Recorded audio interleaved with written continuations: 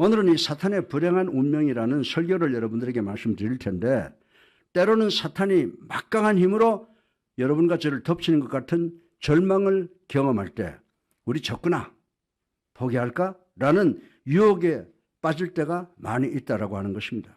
그러나 우리가 패배할 사탄의 운명을 알면 겁먹지 않고 쉽게 사단과 싸워서 승리할 수가 있다라고 하는 것입니다.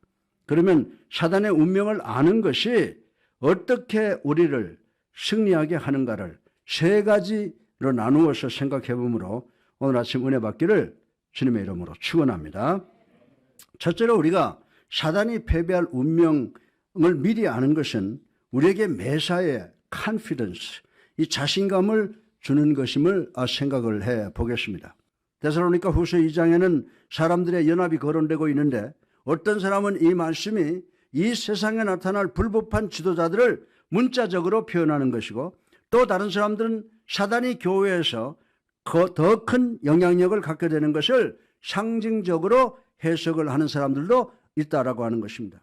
예언은 이렇게 자주 문자적으로 그리고 상징적으로 나타나기 때문에 평신도들이 쉽게 이해하기가 대단히 어렵다고 하는 사실을 우리는 알아야 됩니다.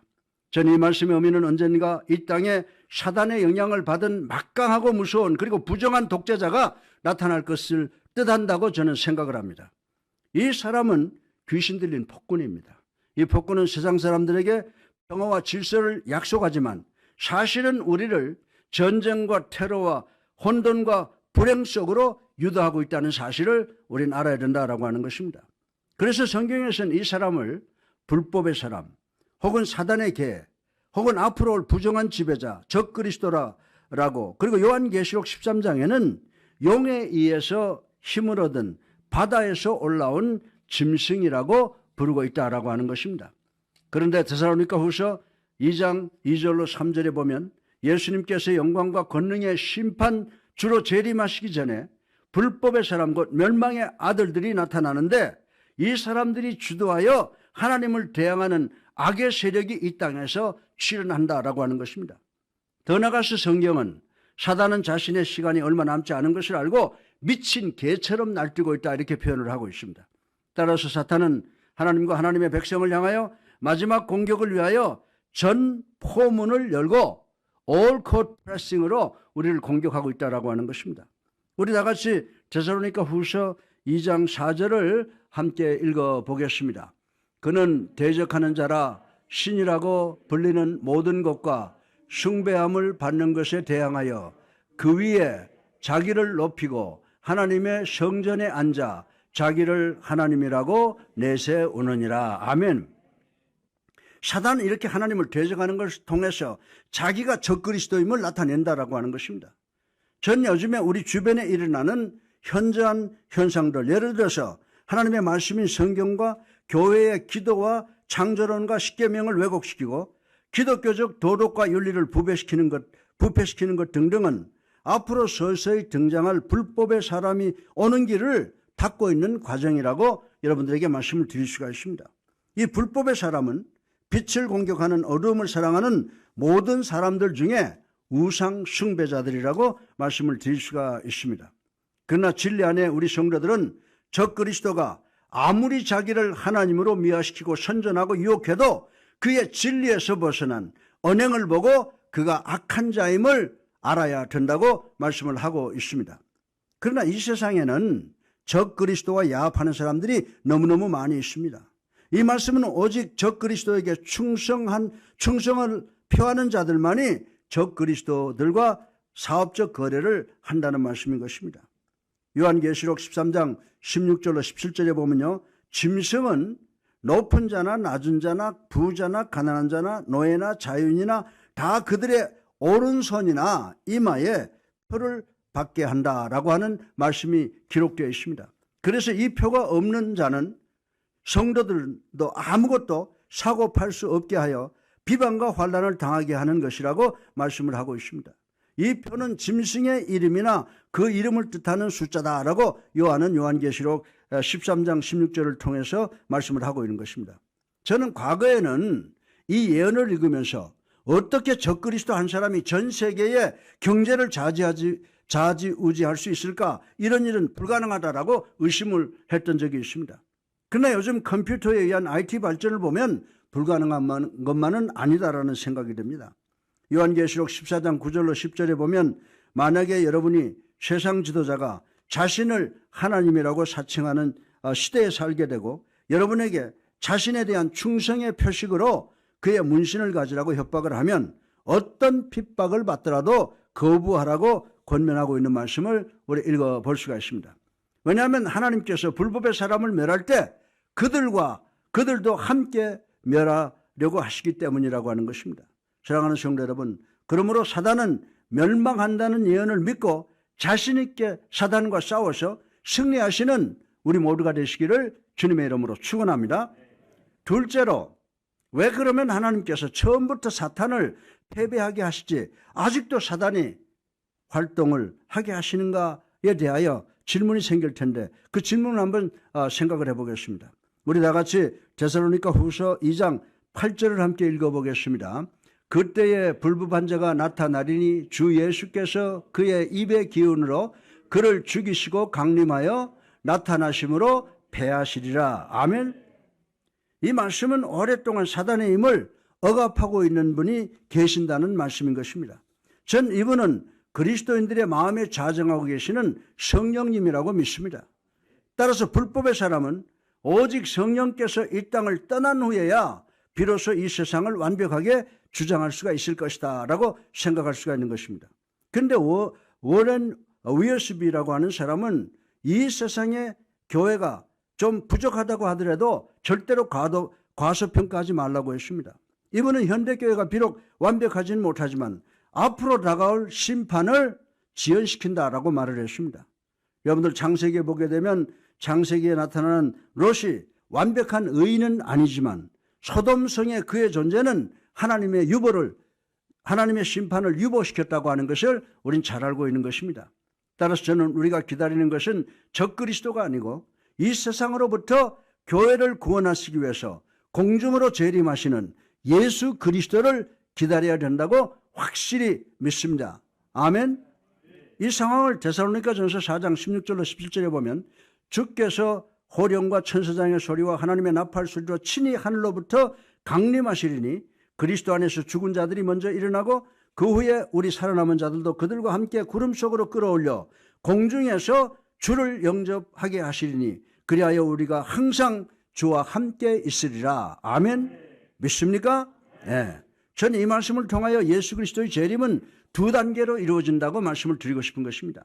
예수 그리스도께서 사단과 그의 추종 세력인 마귀를 괴멸시키기 위해서 이 땅에 오실 때 공중으로부터 오셔서 먼저 당신의 교회를 구하신다고 하는 것입니다. 그리고 믿는 자를 자기들이 원하는 삶을 살라고 뒤에 남겨둡니다. 그러나 적그리스도인들은 몇 가지 그리고 아주 저급한 초자연적 능력을 일으키므로 사람들로 하여금 자신의 거짓말을 믿게 하려고 합니다. 이 거짓말은 사단이 에덴 동산에서 하와에게 한 거짓말과 똑같은 것이라고 하는 것입니다. 사단은 하와에게 내가 의지하고 믿을 하나님은 없다. 너는 내가 살고 싶은 대로 살고 내 마음대로 내 하나님을 만들어라 라고 거짓말을 합니다. 사람들은 적그리스도에 대하여 쏙 빠지는 경우가 많습니다. 왜냐하면 적그리스도는 우리 인간들의 감정과 행위에 완벽한 자유를 주는 것 같은 말을 하기 때문입니다. 그러나 바울 선생은 데살로니가 후서 2장 3절을 통하여 사단의 멸망을 명확하게 예언을 하고 있습니다. 8절에 예수님께서 예수님의 입의 기운으로 사단을 죽이시고 강림하셔서 사단을 패하실 것이라고 말씀했습니다. 12절에 진리를 믿지 않고 불의를 좋아하는 모든 자들로 심판을 받게 하겠다고 말씀하신 것을 우리는 기억해야 되는 줄로 믿으시기 바랍니다. 이 말씀의 의미는 불법자는 멸망하게 되어 있으니 그리스도인은 진리 위에 굳게 서라는 권면이라고 말씀을 드릴 수가 있습니다. 주변 여건이 너를 잡아먹으려는 것 같아도 실망하거나 좌절하지 말라, 포기하지 말라. 왜냐하면 우리 구주 예수 그리스도께 오셔서 사탄의 머리를 치고 반드시 승리하실 것인 줄로 믿으시기를 주님의 이름으로 축원합니다. 마지막으로 패배할 것 같은 우리 그리스도인들에게 유일한 소망이 있다라고 하는 것입니다. 그 유일한 소망은 주 예수 그리스도의 승리임을 믿으시기를 주님의 이름으로 축원합니다. 우리 다 같이 고린도전서 15장 58절을 함께 읽어보겠습니다. 그러므로 내 사랑하는 형제들아 견실하며 흔들리지 말고 항상 주의 일에 더욱 힘쓰는 자들이 되라. 이는 너희 수고가 주 안에서 헛되지 않은 줄 알미라. 아멘. 요한계시록 20장 10절과 마태복음 25장 41절에 보면요, 사단의 궁극적 운명은 단순히 불과 유황불의 유황못에 던져지는 영원한 패배라는 것을 나타낸 것만이 아니라 지속적인 고통을 제공하는 심판의 불, 즉 영원한 형벌, 영원한 패배라고 하는 것을 나타내주고 있는 것을 우리는 반드시 기억해야 되는 줄로 믿으시기 바랍니다. 이 두 말씀은 대단히 어려운 질문을 줍니다. 만약에 하나님께서 파괴할 능력을 가지고 계시다면 왜 지금 하시지 않으실까요? 더 나아가서 왜 태초의 에덴 동산에서부터 처음부터 치지 않으셨습니까? 라고 질문이 생겨날 것입니다. 저는 하나님께서 왜 처음부터 사단을 멸망시키지 않으셨는지 답변할 수가 없습니다. 그러나 하나님의 생각은 우리의 생각과 다르고 하나님의 뜻은 우리의 뜻보다 높다라고 하는 것을 저는 알고 있습니다. 그러나 저는 이것을 이렇게 생각을 해봅니다. 하나님께서 사단을 멸망시켰다고 하셔도 우리는 우리의 부패된 죄의 본질 때문에 아니면 주변의 죄의 본능적 압력 때문에 다시 죄를 지으려는 유혹을 받게 됩니다. 어쩌면 하나님께서 사단으로 하여금 자기 부하인 마귀들로 하여금 이 세상에서 자유롭게 활동하게 허락할는지도 모르겠습니다. 왜냐하면 우리 모두가 기고만장하지 않게 하기 위함이라고 하는 것입니다. 베드로 선생은 5장 8절에 베드로 선생은 마귀를 허기진 사자로 표현을 하고 있습니다. 요한계시록 20장 11절을 시작을 해서 우리의 장래에 대한 경고를 하고 있습니다. 사단을 따르는 자는 사단과 함께 심판을 당하리라고 예언하신 이 말씀을 우리는 반드시 기억해야 되는 줄로 믿으시기 바랍니다. 지옥은 변질된 천사나 사탄만 가는 것이 아니라 하나님을 거부하고 사단의 종이 된 자들도 가게 된다는 사실을 우리는 반드시 기억해야 된다고 하는 것입니다. 그러나 요한계시록 20장 11절로 15절에는 여러분이 예수님을 여러분의 구세주로 살아계신 하나님의 아들로 그리고 예수 그리스도의 갈보리 언덕 십자가의 죽음이 여러분을 구원한다고 믿고 그분을 의지하고 순종하면 우리 주님께서 우리의 모든 죄를 깨끗하게 씻어 주실 것임을 명확하게 가르쳐주고 있는 말씀을 우리는 이해해야 되는 줄로 믿으시기를 바랍니다. 여러분은 주님의 은혜로 구원받습니다. 그 후 여러분의 이름이 생명록에 기록될 것입니다. 그러나 생명록에 이름이 기록되지 않는 사람은 생명록에 기록된 자기 이름 대신에 행위대로 심판을 받게 된다고 요한계시록에 분명히 설명을 하고 있습니다. 그런데 거기에 보면 백보자의 심판이라는 게 나오죠. 이 흰보자의 심판은 하나님께서 생명책을 여시고 이름 없는 사람은, 믿지 않는 사람들은 자기의 행위대로 심판하시는 심판장을 의미하는 것입니다. 생명록에는 사람들이 행한 모든 행위가 다 함께 기록이 되어 있는데 이 모두는 하나님의 영광에 이르지 못한다고 하는 것입니다. 왜냐하면 우리가 의로운 행위라고 생각하는 모든 것이 하나님 앞에서는 다 떨어진 걸레와 같다고 말씀을 하고 있습니다. 왜냐하면 우리가 한 모든 행위는 바른 동기나 태도로 하지 못하기 때문입니다.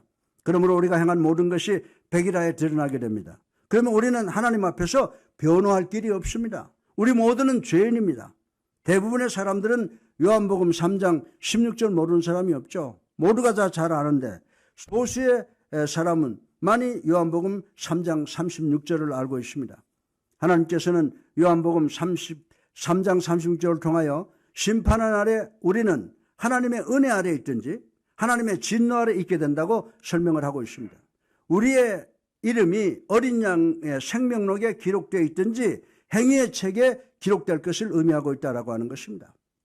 오늘 여러분이 자주 들을 수 없는 말씀을 제가 하나 드리겠습니다. 요즘 종교들은 듣기 좋은 말만 하는 경우가 많습니다. 그러나 여러분에게 듣기 좋은 말 하는 것은 내가 할 일이 아니라고 저는 분명히 말씀을 드리고 싶은 것입니다. 내가 할 일은 여러분에게 성경이 말씀하는 것을 전하는 것뿐이라고 말씀을 드릴 수가 있는 것입니다. 하나님은 바보가 아니십니다. 하나님은 전지전능하시고 무량광대하시고 우리를 사랑하시는 특성을 가지고 계십니다. 하나님은 불순종은 반드시 벌하신다고 성경을 통해서 우리에게 말씀해 주시고 있습니다. 이사야서 5장 16절에 보면요, 오직 만군의 여호와는 정의로우심으로 높임을 받으시며 거룩하신 하나님은 공의로우심으로 거룩하다 일컬음을 받으시리니. 아멘. 언젠가 사단은 결박당하여 불못에 던짐을 당할 것이다 라고 하는 것입니다. 그리고 영원한 아픔과 고통을 당하게 될 것이다 라고 하는 것입니다. 지옥은 영원한 형벌입니다. 왜냐하면 지옥은 사단이 가야 할 마땅한 곳이기 때문입니다. 만화에 보면 사단이 천국 한 구석에서 하나님의 말씀에 빗나간 친구들과 즐거운 시간을 보낸 것 같은 그림을 볼 수가 있으나, 성경은 사단보다 더 큰 고통을 당하는 존재는 이 세상에 없다고 선포하고 있습니다. 그러나 성경은 또한 하나님의 말씀인 성경의 진리를 거부하고 사단의 거짓말을 따라가는 사람들도 하나님의 의로 똑같이 심판을 받게 된다라고 말씀을 하셨다라고 하는 것입니다. 고린도후서 5장 10절에 보게 되면, 이는 우리가 다 반드시 그리스도의 심판대 앞에 나타나게 되어 각각 선악간에 그 몸으로 행한 것을 따라 받으려 함이라. 아멘. 여러분들, 이 말씀이 주는 의미가 뭐라고 생각하세요? 이 말씀의 의미는 지옥에서 우리 죄인들이 받는 모든 형량이 똑같다는 것이 아니라는 사실을 우리는 기억해야 되는 줄로 믿으시기 바랍니다. 지옥의 형량은요, 각각 다 다릅니다. 그래서 행위의 책이 있는 것입니다. 예수님께서는 심판의 날에 세상의 여러 가지 범죄자보다는 유대 땅에서 나를 거부한 자들을 더 무섭게 징계하시겠다고 분명히 말씀했습니다. 그러나 하나님은 완벽히 의로우신 분이시므로 하나님의 심판은 각자 범죄의 종류와 크기에 따라서 완벽하게 내려질 것이다 라고 하는 것입니다. 하나님은 지나치게 무서우시지도 지나치게 관대하시지도 않으시며 하나님의 판결은 완벽하다는 사실을 우리는 이해해야 되는 줄로 믿으시기 바랍니다. 따라서 지옥에 떨어진 사람 가운데 불공평한 판결을 받았다고 불평할 자격을 가진 사람은 아무도 없다라고 하는 것입니다. 하나님께서 지옥을 만드신 것은 의로우신 분이시기 때문입니다. 그리고 하나님께서 지옥을 만드신 또 다른 이유는 죄인들로 하여금 회개하게 하기 위한 동기부여의 목적이 있다고 저는 생각을 합니다. 성경은 사람들이 하나님을 두려워하는 것이 지혜의 근본, 지혜의 시작이라고 말씀했습니다. 여러분들, 초등학교 앞을 올라가는 길에 상당히 높은 스피드 범퍼가 촘촘하게 가설되어 있으므로 운전자들이 부주의로 범퍼를 치고 지나가면 자신의 머리로 자동차의 천정을 받게 되는데 대단히 아프다고 하는 것 아마 경험해 보신 분들이 계실 것입니다. 그런데 여러분, 저는 이 스피드 범퍼를 한번 받고 나면 속도를 줄이고 조심조심해서 운전을 합니다. 왜냐하면 저는 속도 조절을 하지 않고 달리다가 당할 결과를 알기 때문입니다. 그런데 길에다가 스피드 범퍼를 설치한 분들은 운전한 사람들을 골통을 먹이기 위해서 하는 것이 아니고 아이들을 사랑하고 아이들의 보호를 위해서 설치했을 것이라고 저는 믿습니다. 또한 우리 운전자들의 유익을 위한 목적도 있을 것입니다.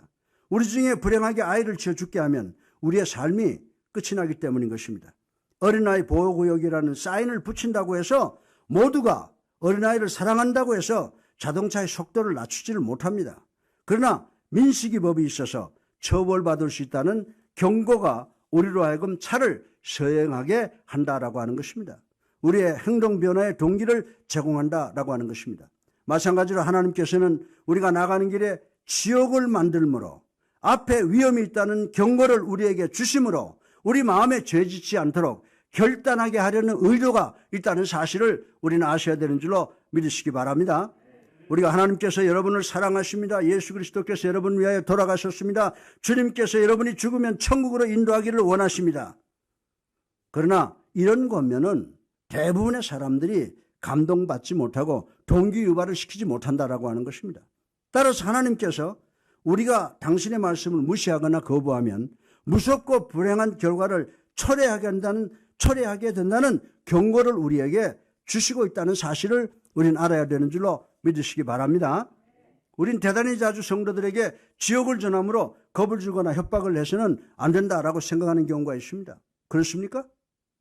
만약 그것이 사실이라면 왜 주님께서 지옥에 대해서 천국보다 더 많은 말씀을 하셨습니까? 예수님께서 여러분에게 마태복음 5장 30절에 뭐라고 말씀했습니까?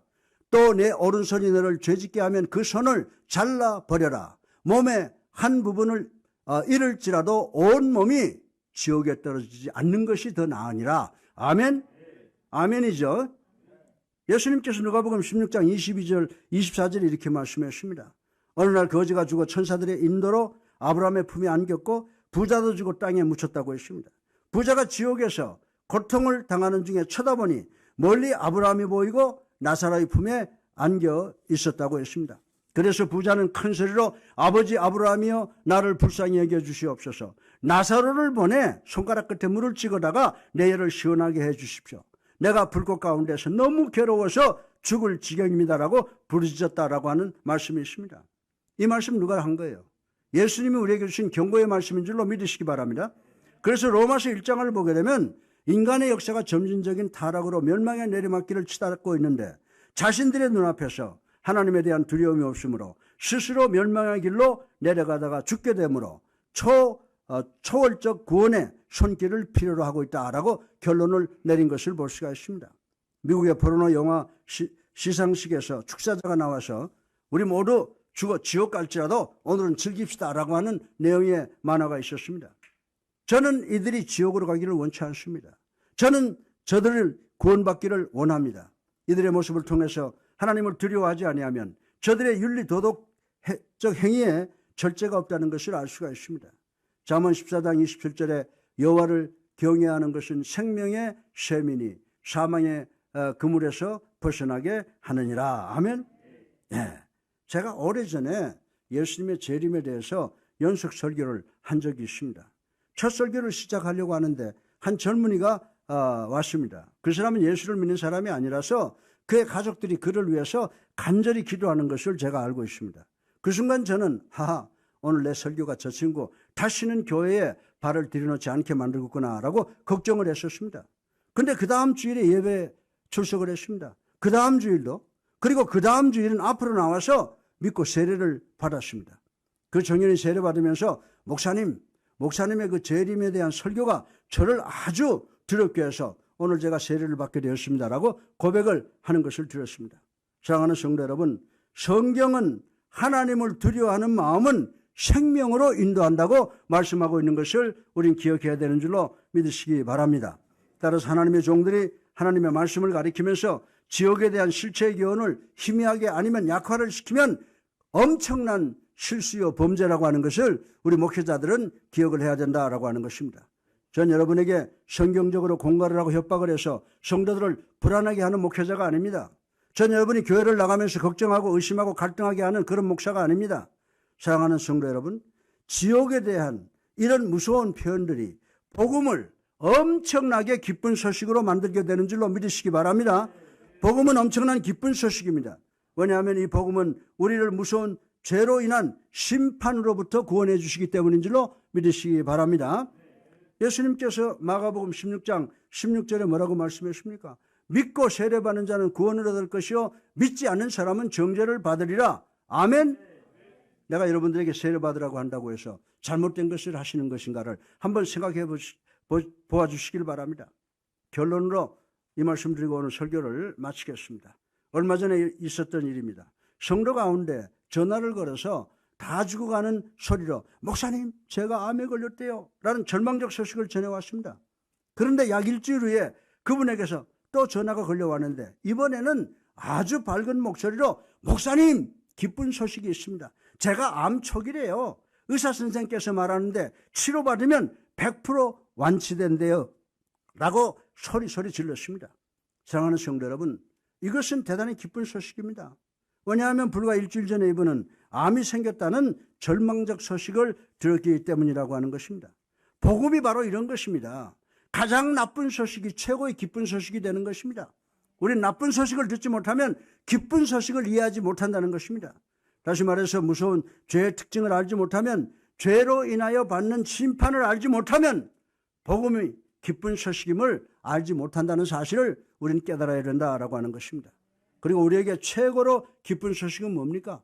요한복음 3장 16절입니다. 우리 다 같이 한번 읽어보겠습니다. 하나님이 세상을 이처럼 사랑하사 독생자를 주셨으니 이는 그를 믿는 자마다 멸망치 않고 영생을 얻게 하려 하심이니라. 아멘. 이게 복음인 거예요. 이것이 우리에게 기쁜 소식입니다.